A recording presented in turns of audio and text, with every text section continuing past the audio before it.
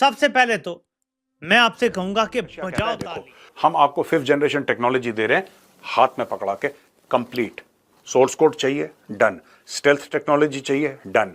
Engine की technology चाहिए, done.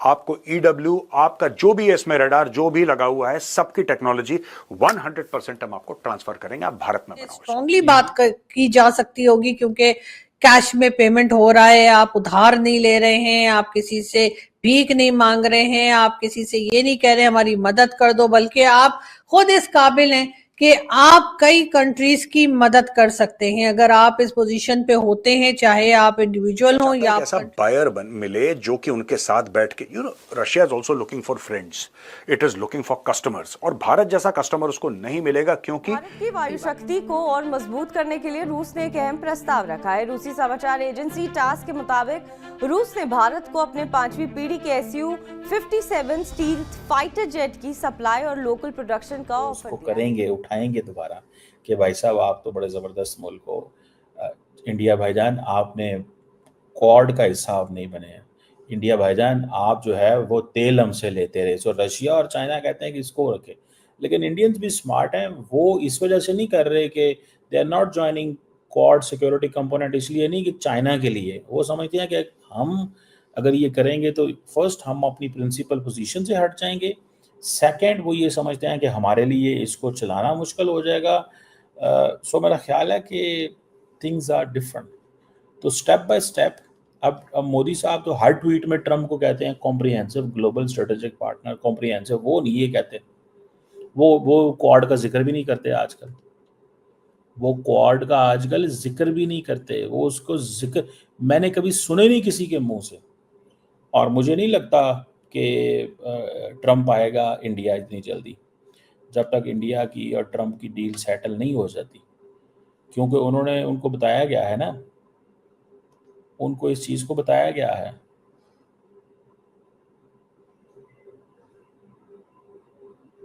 तो यकीनन है कि हमारे साथ रशिया खड़ा हुआ, और रशिया ने भी बेसिकली हाथ दिया है इंडिया को और कहा है कि भाई तुम घबराओ मत, हम तुम्हारे साथ हैं, तुम इसमें बोलो, टेंशन मत लो, तुम्हें कुछ नहीं होगा, तुम्हारे इंटरेस्ट को हम वॉच करेंगे, दैट इज देयर। अब इंडियंस इससे बड़े नाराज हैं रशिया से, because of India Pakistan war जो हुई थी उसमें रशिया ने एक न्यूट्रलिटी शो की थी, इंडियंस को ये हजम नहीं हुई थी, इस चीज को ज़हन में रखिएगा। तो इस वक्त एक बड़ी डेवलपमेंट ये है कि पुतिन यानी कि रशिया के सदर प्रेसिडेंट पुतिन जो है वो दिल्ली जा रहे हैं, बहुत सारा डिफेंस इक्विपमेंट रशिया से नहीं खरीद रहा, ये Su-57 के हवाले से डिस्कशंस ही हो रही हैं, लिया तो नहीं है कुछ भी, S-400 लिया है इन्होंने, लेकिन वो इंडिया के काम आया, that is an Indian perspective कि वो हमारे काम आया। हमने ये भी हाल ही में भारत और पाकिस्तान की जंग के अंदर देखें, इंडियंस अफोर्ड कर सकते हैं S-400, पाकिस्तान नहीं अफोर्ड कर सकता, याद रखें, $1 बिलियन प्लस की वो बैटरी और वो सारा कुछ होता है, तो उसको इस्तेमाल करना, और फिर इंडिया की ये भी एक होती है कि अगर इंडिया ने ले लिया तो पाकिस्तान नहीं लेगा, इंडिया ने ले लिया है तो फिर ये पाकिस्तान नहीं ले सकता, ये इस पॉइंट को ज़हन में रखें। तो रशियंस नाराज थे, अभी रशियंस ने दोबारा ये महसूस करना शुरू कर दिया है कि जो स्टेप बाय स्टेप इंडिया हमसे पीछे हो रहा था, दैट वाज देयर, ठीक है हमसे पीछे तो हो रहा है, लेकिन अगर मुश्किल वक्त आ गया तो इंडिया खड़ा हो गया, और वो ये समझते हैं कि ये जो सारी की सारी जो सिचुएशन है दैट इज देयर, जो इंडिया है उनको पुतिन थोड़ी सी उठा रहा है कि भाई वी आर हैप्पी, ठीक है जी, ये चीज़ मुझे नज़र आ रही है, दैट्स व्हाट आई सी। बहरहाल मैं जिस चीज़ को स्टडी कर रहा हूँ या मैं जिस चीज़ को समझने की कोशिश कर रहा हूँ वो ये है दैट द इंडियन जो हैं उनको रशियंस ये कह रहे हैं कि भाई साहब आप हमारे साथ हैं, और रशियन कह रहे हैं हम आपके साथ हैं, क्योंकि इंडिया अभी रिसेंटली 1-2 दफा गया है वहां पे। उन्होंने ये भी कहा है कि मोदी जी की कई पॉलिसीज ऐसी हैं जो उनकी गवर्नमेंट में, यानी इस वक्त जो प्राइम मिनिस्टर नरेंद्र मोदी की गवर्नमेंट इस वक्त भारत में है, उनकी कई ऐसी पॉलिसीज हैं जिससे कि रशियन प्रेसिडेंट ने बहुत तारीफ की है और उन्होंने कहा है कि वो उनको बहुत कुछ चीजें जो है वो उनसे वो सीखने की कोशिश भी कर रहे हैं। और साथ साथ उन्होंने ये भी कहा है कि जी भारत में वो इन्वेस्टमेंट करना चाहेंगे। डेफिनेटली अगर कोई आपको कैश में पेमेंट करता हो तो आप उसके साथ भला क्यों काम नहीं करना चाहेंगे, भला क्यों इन्वेस्टमेंट नहीं करना चाहेंगे। लेकिन दूसरी तरफ हम अगर पाकिस्तान को देखें तो पाकिस्तान में हमें ये प्रॉब्लम साफ साफ दिखाई दे रही है कि अब पाकिस्तान में जो भी इन्वेस्टर आता है या कोई इन्वेस्टमेंट करना चाहता भी है तो वो अंदर से यकीनन डरा सहमा होता है और उसको लग रहा होता है कि न जाने उसका पैसा और उसकी जान जो है वो बचेगी या नहीं रशिया भी बचेगी। बोल रहा है, लेकिन रशिया फॉर्मली बोलेगा कि भाई ऐसा है कि S-400 तो तुमने ले लिया, फैंटास्टिक, चलो S-500 की भी बात करते हैं।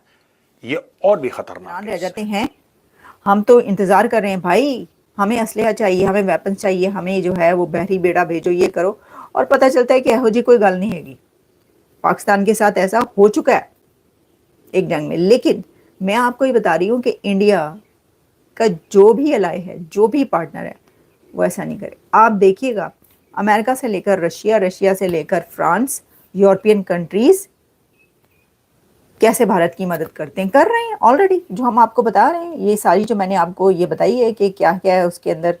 अच्छा, फिर ये है कि ये जो मिसाइल्स हैं, इनकी बड़ी टेक्निकलिटी सारा कुछ बताएगा, लेकिन मेरा ख्याल है उसमें जाने की ऐसा मेरा जो इस वक्त पॉइंट ऑफ व्यू है वो ये है कि एक तो ये कि ये अगर कोई ये कहे कि देखिए जंग होने लगी है, उसके करीब ही जो है वो मिसाइल्स भेज दिए हैं पुतिन ने, और इंडिया ने मिसाइल्स ले लिए हैं पाकिस्तान के खिलाफ, और तो रशिया एक तो ये कि इंडिया के दोस्ती में ये करेगा। सेकेंडली, इसमें ये याद रखें कि भारत हमेशा बड़े धड़ल्ले के साथ और डंके की चोट पर रशिया से तेल और असलहा यानी कि मिसाइल्स, वेपन्स, ये सब लेता रहा है।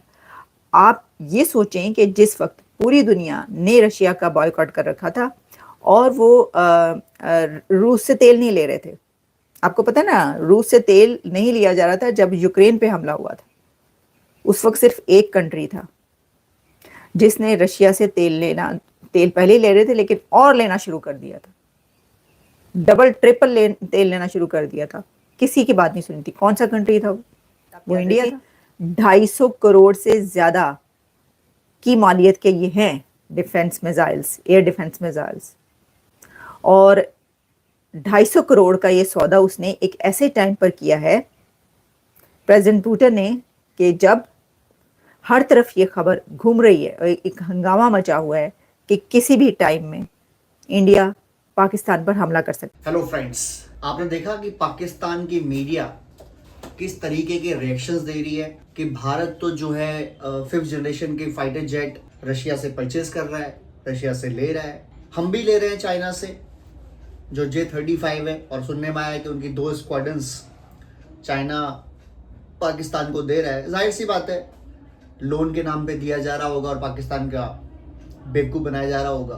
बट उसके अलावा चाइना की एक पॉलिसी और भी है। चाइना को पता है कि दुनिया में अगर कोई देश है जो चाइना को कंटेन कर सकता है, बराबरी कर सकता है हथियारों के मामले में, इकोनॉमिक के मामले में, तो वो केवल और केवल भारत है। क्योंकि हमारी पॉपुलेशन है, हमारी पॉपुलेशन यंग है, टैलेंटेड है, हमें इंग्लिश अच्छे से आती है, इसकी वजह से हम वेस्ट से अच्छे से लिंक अप हैं, और एक बड़ा देश है जिसका बहुत सारे रिसोर्सेज भी हैं, जाहिर सी बात है। और अभी पीछे हमने वीडियो बनाया भी था जब बताया था हमने कि जैसे हमारी सबमरीन, हमारी 3rd न्यूक्लियर सबमरीन जैसे ही भारत में इंडक्ट की गई इंडियन नेवी में, तो चाइना ने तारीफ भी की और चाइना के न्यूज़पेपर ने बोला कि केवल और केवल भारत में वो पोटेंशियल है जो भविष्य में चाइना की बराबरी कर पाएगा, या चाइना के साथ मिलके अगर हम चाहें तो भारत चाइना मिलके दुनिया को रूल कर सकते। हुआ ये है कि रशिया ने Su-57 जो बहुत टाइम से ऑफर कर रखा है, और भारत ने फिलहाल डील की है 114 फाइटर जेट्स की, राफेल की, फ्रांस से। लेकिन अभी भी हमारे पास जो है स्क्वाड्रंस कम हैं, और हम डेडिकेटेडली 2 चीज़ देख रहे हैं। पहला, हम किस तरीके से 5th generation fighter plane induct करें और फास्ट, इंडक्शन करें अपनी एयरफोर्स में। अब अगर हमारी बात करें तो हमारा एम का जो 5th जनरेशन या 5.5 जनरेशन का फाइटर जेट है, उसकी फर्स्ट टेस्ट फ्लाइट जो है वो 2029-30 में होनी है। कोई कह रहा है 28 एंड में, कोई कह रहा है 29 में, चलो मान लें 29 में हो गया।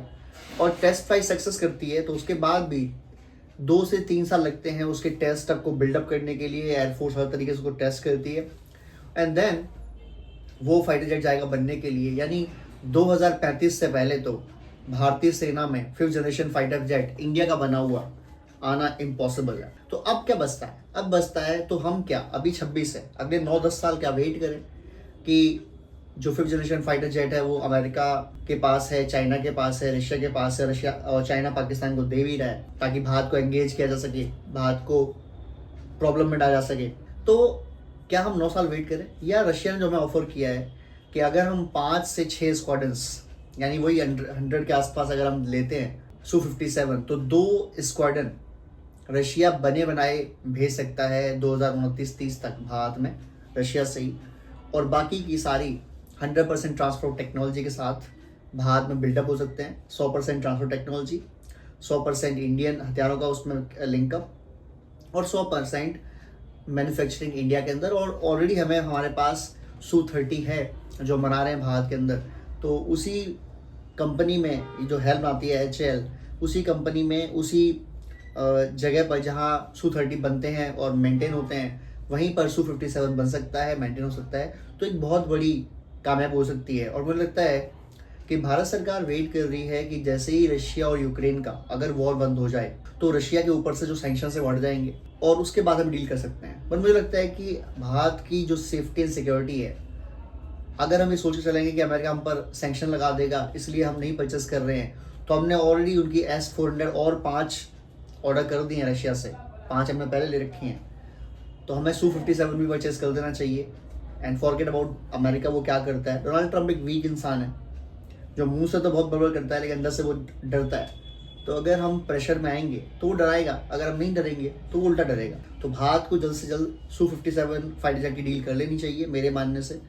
और उसके बाद जो हमारा कार्यक्रम चल रहा है एमका का, तेजस MK2 का, वो चलने दीजिए उसको भी, क्योंकि आने वाले टाइम में जब भारत सुपर पावर बनेगा तो भारत को कम से कम जो आज की स्क्वाड्रन संख्या है एयरफोर्स की, उससे 20 से 25 स्क्वाड्रन फालतू चाहिएंगे। उस केस में हमें अपने भी चाहिएंगे, हमें रशिया के 5th जनरेशन का फाइटर जेट का फायदा भी होगा, उसी टेक्नोलॉजी मिलेगी हमें, वो टेक्नोलॉजी हम एमका में यूज़ कर सकते हैं, तो हमें बहुत सारे बेनिफिट होंगे। और पाकिस्तान का मुकाबला भारत से कहाँ है, नहीं है, नॉट पॉसिबल।